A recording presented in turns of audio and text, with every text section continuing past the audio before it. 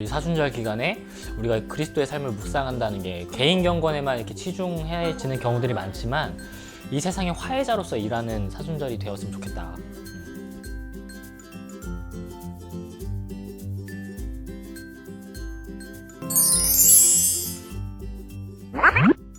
성경에 대한 새로운 접근, 썰로 풀어보는 성경 메시지, 설교톡입니다. 저는 설교톡의 MC를 맡고 있는 현실주의자 에스더입니다.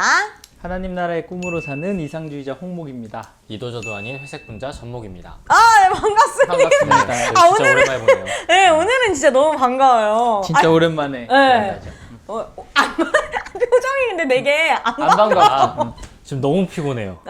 그쵸. 저희가 사실 계속 영상을 못 올린 이유도 돌아가면 코로나에 걸려가지고 촬영을 불가했어요. 그래서 너무 오랜만에 이렇게 만나 뵙게 됐는데 다들 코로나 때문에 지금 안 걸린 게 희한할 정도죠. 그쵸. 너무 웃긴 게 저희 이 패널 셋은 다 안 걸렸어요. 이게 너무 아이러니한데. 기도하면 안 걸리는 거 아니에요? 누가 기도 안 했냐. 네, 저희는 은혜 충만으로. 이런 말 하면 안 돼. 네, 어쨌든 저희는 오늘 건강하게 무사히 촬영에 임하도록 하겠습니다. 네, 오늘 본문은 갑자기 초심으로 돌아가는 것 같아요. 창세기. 네, 창세기의 말씀이네요. 요거는 우리 전목님이 네. 새로운 접근. 네. 그 창세기 3장 17에서 19절 말씀이 이게 이제 선악과를 먹고 난 이후에 인간의 타락에 대한 그리고 그 결과에 대한 거에 대한 이제 이야기들로 되어져 있는데 이 이야기 들어가기 전에 보험들 혹시 드셨어요? 들었어요. 몇 개나 드셨어요? 하나 들은 것 같은데. 하나밖에 안 들었어요? 네. 오. 근데 가격이 좀 나가는 거 들었을 거예요. 좀 비싼 거. 언제 들으셨어요? 저요? 원래 계속 들어 있었다가 결혼하면서 이제 제가 이제 정리를? 다시 들었죠. 맞아요. 보통 결혼할 때 한 번씩 정리해서. 그러니까 해보거든요. 하나가 뭐 딱 하나가 아니라 통합형 뭐 이런 그렇죠. 거죠? 그렇지. 그런 거예요. 종합 하나를 들고 살려면은 그거는 진짜 엄청난 부자거나 그래야 되는데. 저 몰라요. 모르는 것 같아 그냥. 저도 이게 보험이 제가 좀 정리를 해가지고 좀 줄였거든요. 그러니까 제가 든 게 아니라 보통 이제 부모님들이 부모님이 들어준 들어주죠. 거를 네. 이제 제가 이제 내게끔 되는 거잖아요. 네. 근데 그러다 보니까 너무 보험비가 많이 나가더라고요. 그래가지고 부담되죠. 왜 이렇게 내가 보험비가 많이 나가지 해서 이렇게 한번 이렇게 걸렀어요. 근데 걸르는 과정에서 되게 재밌었던 게 이게 빼려고 보니까 빼면 안 될 것 같은 느낌이 자꾸 맞아요. 드는 거 있죠. 그리고 보험 설계사랑도 계속 이렇게 전화하면서 이거 해지해달라 이거 해지해달라 하는데 계속 설득을 해요. 이거 없으시면 막 큰일 날 것처럼. 네, 불안하니까. 네, 불안함을 자꾸 이렇게 자극하는 거죠. 왜냐면 저도 이거 이제 없으면 큰일 난다. 부모님이 지병이 있으시니까 뭐 친가 쪽엔 이런 지병이 있고 내력이 있고 외가 쪽엔 이런 내력이 있으니까 다 빼면 안 될 것 같아요. 그렇죠, 그렇죠. 불안하죠. 그러니까 사실 이 보험이라는 게 결국에는 아직 일어나지 않은 일인데 일어날 것 같아서 드는 거잖아요. 그렇죠, 미리. 아직 뭐 암 안 걸렸고 아직 나 건강한데 혹시나 아프면 어떡하지? 암에 걸리면 어떡하지라는 그 불안감 때문에 사실 보험을 드는 거잖아요. 근데 이제 우리 사회를 보면 이 보험이 굉장히 좀 많이 활성화돼 있어요. 요즘 안 드는 사람 없대요, 네. 진짜. 네. 안 들 수가 없죠. 네. 그러니까 결국 그게 반증하는 얘기는 뭐냐면 우리 사회가 극도로 불안하다는 거예요. 불안하지 않으면 보험을 들 필요가 뭐가 있어요. 그러니까 사실 문재인 케어가 뭐 욕도 많이 먹긴 했지만 문재인 케어가 거의 이런 사제보험? 그러니까 사적 보험을 들지 않아도 거의 웬만한 병들은 이제 보장이 되게끔 하려고 했었대요. 그러니까 그렇게만 돼도 사실 보험을 굳이 안 들어도 되는 거거든요. 왜냐면 내가 가지고 있는 불안감이 해소되는 거니까. 근데 그게 안 되니까 지금 계속 이 보험 시장이 커지고 그렇죠. 이 보험이 잘 되는 건데 오늘 아담과 하와의 이야기를 이제 그 불안감을 가지고 좀 해보려고 하는데 이제 이 아담과 하와가 뱀의 유혹에 넘어가서 이제 선악과를 먹게 되잖아요. 근데 여기서도 저희가 착각하는 것 중에 하나가 무슨 아담은 저 멀찍이 있었고 하와랑 뱀만 같이 있었다가 그래, 뭐 이거 그런 말 많이 하는데 뱀이 나쁘고 하와가 나쁘고. 그러니까 하와가 뱀한테 속아서 먹고 저 멀리 있던 아담한테 마치 가가지고 하와가 또 한 번 유혹하는 것처럼 뭐 맞아요. 이렇게 알고 계시는 분들이 네. 많지만 사실 성경은 그렇게 얘기 안 하죠. 아담과 하와가 같이 있었는데 여튼간 대화는 뱀이랑 하와가 했고 그 옆에 있었던 아담이 못 들었을 리는 없는 게 성경의 이제 배경 설명이거든요. 그 먹지 말라고 한 건 아담한테 말했죠. 그렇죠. 심지어. 맞아, 맞아. 네. 근데 네, 그 그렇죠. 과정에서 아담이 하와를 말리거나 하면 안 된다라고 하지도 동조한 않죠. 거죠. 맞아, 맞아. 그러니까 결국에는 뭐 여자 때문에 죄가 맞아. 들어왔다라고 여성이 문제다. 이야기하는 이 보수적인 해석은 굉장히 잘못된 해석이다. 네. 사실 이걸 좀 짚어야 될 것 같고, 근데 이제 이걸 먹고 난 다음에 했던 행동이 뭔지 기억하시죠? 먹자마자 숨죠. 일단 옷을 만들어서 입어요. 본인들의 몸, 본인들의 알몸인 걸 몸을 알게 되죠. 가리고 네. 그 다음에 하나님 앞에 숨거든요. 그렇죠. 그러니까 이제 이 하나님과 인간 사이에 계약이 깨진 거예요. 이 먹지 말라라고 했던 네. 이 다른 건 다 먹되 이 선악과는 먹지 말라라고 했던 하나님과 인간 사이에 이 약속이 깨지면서 지금 아담과 하와가 에덴 동산에서 이제 쫓겨나게끔 되는 이 과정들을 지금 겪고 있는 건데, 이제 그들은 에덴 동산에서 살다가 이제 완전 그 밖으로 나왔기 때문에 삶의 환경 자체가 완전히 달라졌어요. 그렇죠. 예. 근데 에덴 동산에서의 삶을 저희가 잘 기억해 보면 수렵 채집이에요. 네. 그냥 동산 나무에 있는 모든 과일들을 따서 그때 알아서 먹으면 되는 거였어요. 그러니까 내가 배고프면 그냥 가서 먹으면 되는 거였어요. 근데 이제 이 에덴 동산에서 나와서 살아가야 되는 삶은 농사를 지어야 돼요. 근데 심지어 그 농사도 오늘 본문에서 얘기하는 것처럼 땅이 가시덤불이랑 엉겅퀴를 내어가지고 농사도 수월하지 않다.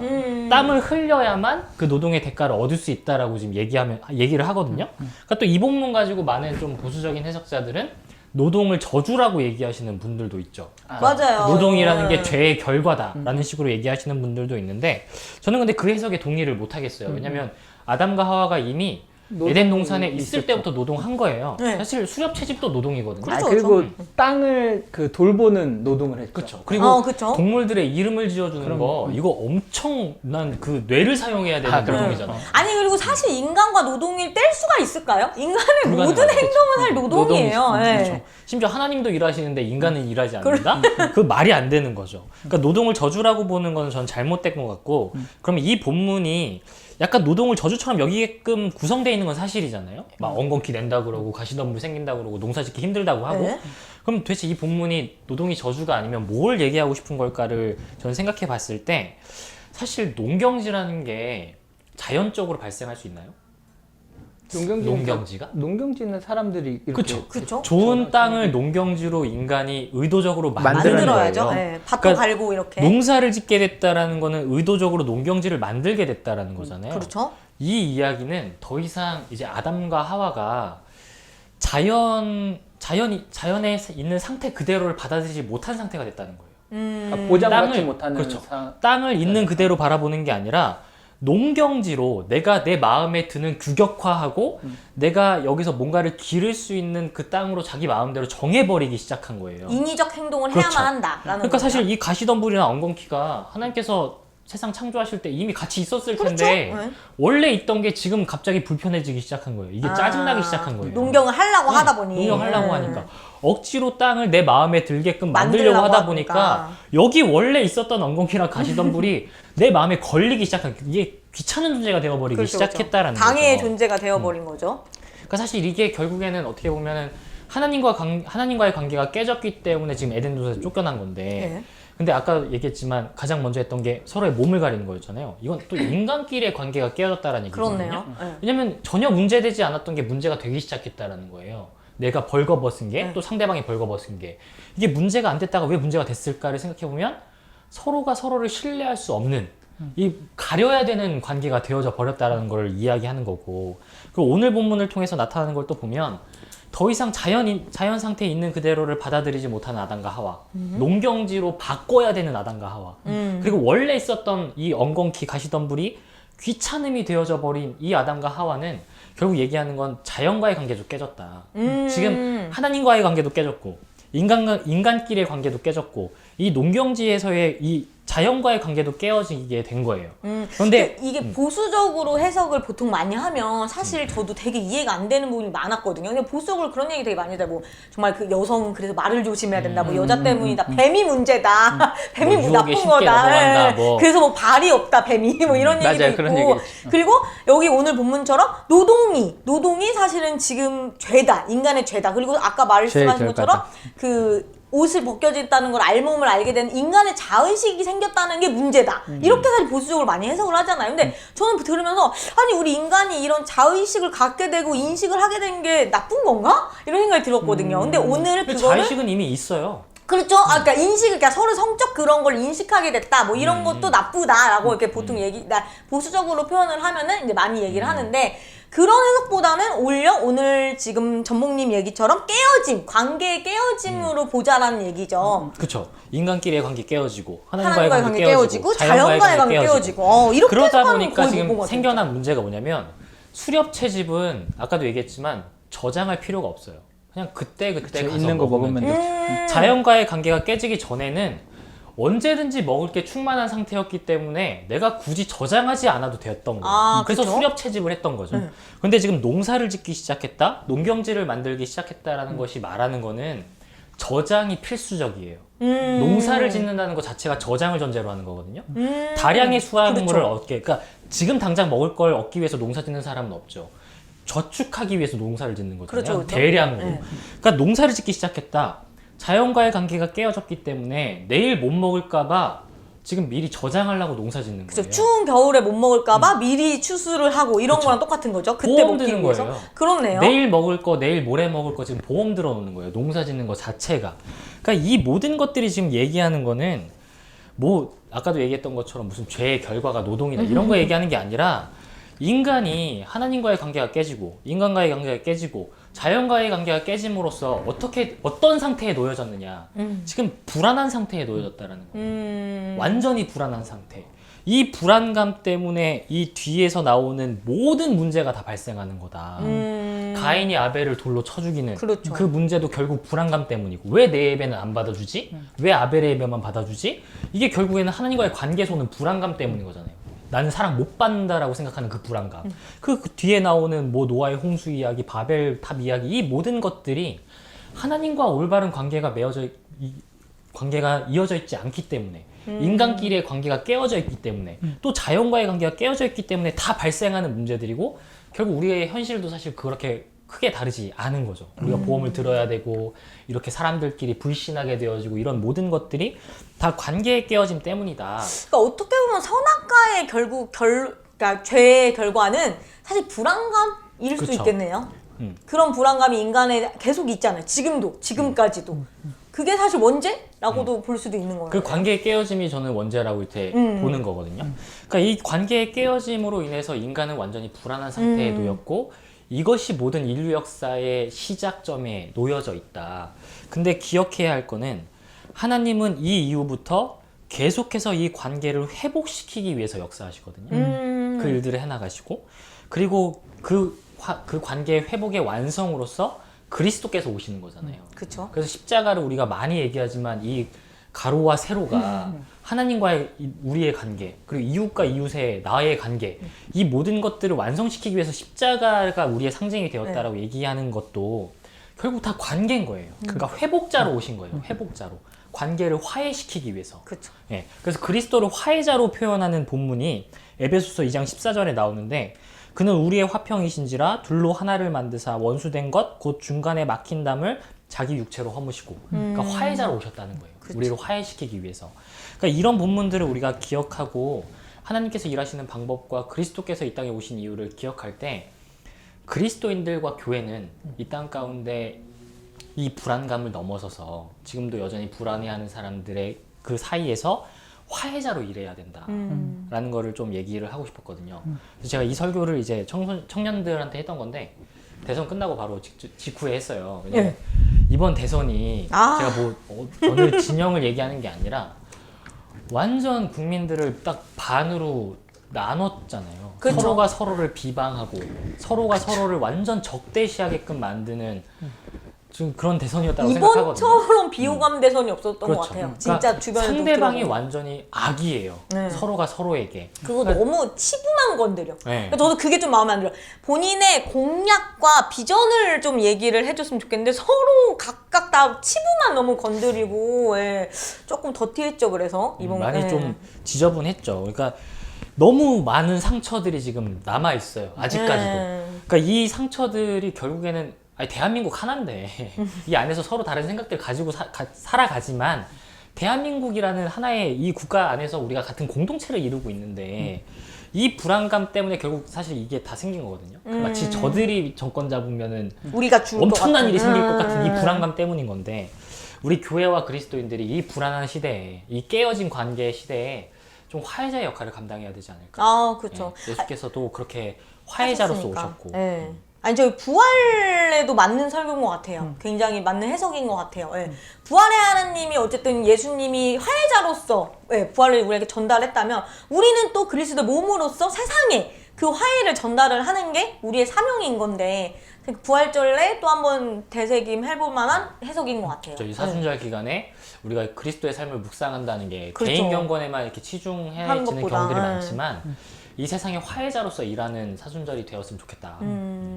대선 얘기하니까 생각난 게 이번에 그 투표 결과 차이를 보면 정말 재밌는 게 뭐냐면 20대, 30대의 뚜렷한 특징이 뭐냐면 남성과 여성의 그 표 차이가 정확하게 맞아요. 정반대죠. 이번에 맞아요. 그러니까 이 그러니까 결국 그것도 계속 서로가 서로에 대한 적대감을 불러일으켰기 때문에 그게 나타난 이제 반증인 거잖아요. 정치인들이 했던 그렇죠. 일이고 아니 저도 제가 페미니스트로서 정말 그 몇 년 전에 정말 안타까웠던 게 그때가 정말 그게 달았던 것 같아요. 페미들을 그쵸. 서로가 진짜 메갈이다 뭐 이쪽은 뭐 일베다 서로가 정말 그 남녀의 이 패러다임에 쌓여가지고 너무나 서로 비난을 하고 저는 그때 와 이게 무슨 상황이지 싶을 정도로 어떻게 이렇게 서로 남성과 여성이 싸울 수가 있지? 이렇게 생각이 들었거든요. 근데 그게 진짜 이 논리가 이번 대선에서도 결과로서 사실 보여주는 거고 우리 사회에 계속 끊임없이 분열이 계속 일어나고 있는 것 같아요. 정말 화해라는 이 두 단어가 너무 중요한 사회가 된 것 같아요. 생존에 대한 불안을 계속 부추기니까 그렇죠. 그럴 수밖에 없는 현실인 거죠. 그게 진짜 왜 이렇게 싸울까 이게 생각을 했을 때 이쪽이 되면 이쪽이 무언가가 권력을 잡고 어느 쪽이든 남녀든 뭐든 이 상대방이 무언가를 잡았을 때 내가 죽을 거다 나의 생존을 위해서 이제 나는 싸워야 된다 약간 그러니까 이런 그 정도로 식으로 불안한 거예요. 그렇죠 불안한 신뢰가 거야. 완전히 깨졌기 때문에. 맞아요. 그러니까 이 정치라는 게 물론 저희가 뭐 정치 전문가도 아니고 뭐 제가 정치학자도 아니지만 저는 정치라는 게 서로 다른 생각을 조율해가는 과정이 정치거든요. 근데 이번 정치는 서로의 이 다른 생각들을 조율해가는 과정이 아니라 부추겼어. 서로를 적대하고 완전 무슨 악마화시키는 정말 가장 나쁜 정치의 표본이었다. 그러니까 이런 세상 속에서 좀 교회들도 솔직히 좀 뭐 보수적인 교회, 뭐 진보적인 교회 그렇게 크게 다르지 않았던 것 같아요 개인적으로. 그쵸. 네. 그러니까 우리가 화해자로서 이것들을 조율해가는 과정들의 그 사이에서 역할을 해야지 어느 한쪽에 딱 치우쳐서 상대방을 악마화시키는 그런 행위들은 좀 교회와 그리스도인들은 좀 자중해야 되지 않을까. 네. 그리고 사회에 대한 불안을 우리가 극복해야죠. 그렇죠. 왜냐면 이게 다 불안 때문에 이렇게 발생하는 일들이니까 그리스도인들이라면 그러면 이 사회에 만연한 불안의 문제를 어떻게 해결할 수 있을지를 고민해야 하는 거죠. 저는 우선 신뢰 회복이 중요한 것 같아요. 그래서 관계의 깨어짐이 결국 원초적인 시작이었다면 그 관계의 회복이 중요하지 않을까. 그 관계를 저는- 회복하고 신뢰가 쌓여야 불안도 급증이 아니요, 되는. 저는 불안한 문제부터 해결해 줘요. 아 그런가요? 왜냐면은 이 불안의 문제를 해결해 줬을 때 더 이상 싸울 필요가 없어지는 거거든요. 신뢰를 어떻게 이거는 다 그 신뢰가 깨어진 거는 불안한 문제 때문에 발생한 거니까 불안한 문제들을 해결해 줘야 된다.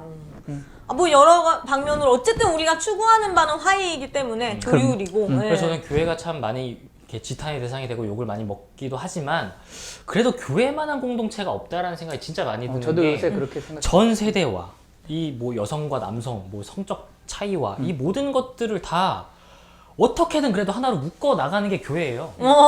그러니까 이 묶어 나감의 과정들을 조금만 더 좀 체계화시키고 좀만 더 투명화시켜서 더 아름다운 공동체를 만들어가는 모습들을 좀 많이 보여주는 교회들이 많이 생겼으면 좋겠다. 네. 네, 좋습니다. 네, 오늘은 네, 저희가 조금 이 사순절에도 한 묵상도 해볼 만한 이야기인 것 같기도 하고 조금 새롭게 해석을 했던 것 같아요. 창세기를. 근데 항상 느낀 거는 창세기를 보면 해석이 정말 중요하다라는 생각이 많이 들어요. 너무 문자적으로나 보나 너무 다르게 해석하고 또 이미 너무 딱 머릿속에 박혀있는 해석들이 있잖아요. 근데 그런 거에서 조금 더 벗어나는 새로운 해석을 보는 게 되게 중요하구나. 완전 다른 각도에서 보니까 사실 지금 현대 사회에도 굉장히 적용할 만한 이야기. 우리의 문제예요. 우리의 문제. 그렇죠. 네, 많았던 것 같습니다. 네, 보시는 분들도 또 더 다양한 생각이 있으실 수도 있으니까요. 한번 보시고 다양한 생각 댓글로 남겨주시면 감사할 것 같고요. 네, 그러면 오늘은 초심으로 돌아가서 우리 네, 화이롭게 저희가 여기서 마무리를 하도록 하겠습니다. 네, 감사합니다.